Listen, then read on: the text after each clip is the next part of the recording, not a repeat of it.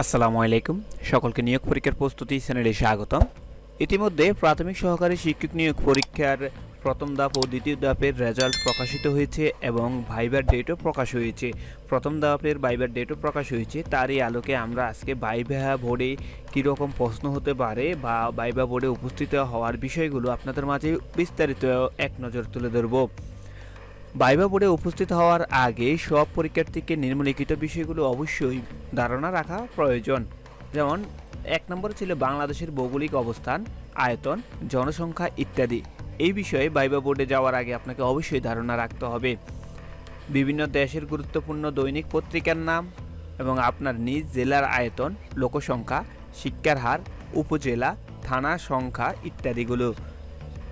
মুক্তিযুদ্ধ ও মুক্তিযুদ্ধের সাথে সম্পর্কিত আপনার এলাকার বিভিন্ন বিষয় সম্পর্কে ধারণা রাখতে হবে। আপনার নিজ উপজেলা বা থানার আয়তন, লোকসংখ্যা, শিক্ষার হার, প্রধান প্রধান ফসল ইত্যাদিগুলো। দেশের ও বিদেশের সমকালীন গুরুত্বপূর্ণ বিষয় সম্পর্কে ধারণা রাখা প্রয়োজন।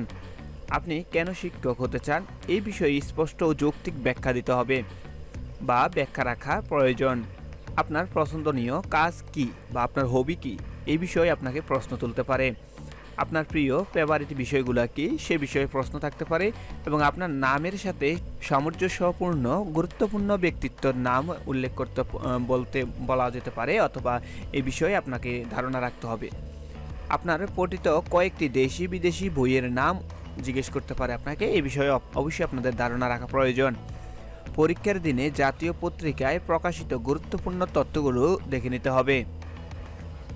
স্নাতক ও স্নাতকোত্তর পর্যায়ে আপনি যেসব বিষয়ে অধ্যয়ন করেছেন সেগুলোর নাম, আপনার উপজেলা বা থানার বিখ্যাত ব্যক্তিত্ব, রাজনীতিবিদ হতে পারে, সাহিত্যিকগণ হতে পারে, সমাজদরদী ইত্যাদি গণ হতে পারে, আপনার এলাকার সংসদ সদস্য বা মন্ত্রীর নাম এবং আপনি বর্তমানে চাকরিরত হলে চাকরির সাথে সম্পৃক্ত বিষয়াদি, আপনার এলাকায় কী কারণে বিখ্যাত এই বিষয়গুলো আপনাদেরকে স্পষ্টভাবে ধারণা নিয়ে যেতে হবে ভাইভা বোর্ডে। কারণ এই বিষয়গুলো থেকে আপনাদেরকে প্রশ্ন জিজ্ঞেস করা হয়ে থাকে। বিশেষ করে দেখা যায় এই বিষয়ের উপরেই প্রায় ভাইভা বোর্ডে প্রশ্ন হয়ে থাকে বা প্রশ্ন জিজ্ঞেস করা থাকে পরীক্ষকগণ। পরবর্তী ভিডিওতে আমরা ভাইভা বোর্ডের কয়েকটি নমুনা প্রশ্ন আপনাদের মাঝে তুলে ধরব। সে পর্যন্ত সকলে ভালো থাকবেন এবং এই চ্যানেলটি ভালো লেগে থাকলে আপনার চাকরি পাওয়া প্রত্যাশী বন্ধুদের সাথে অবশ্যই শেয়ার করবেন।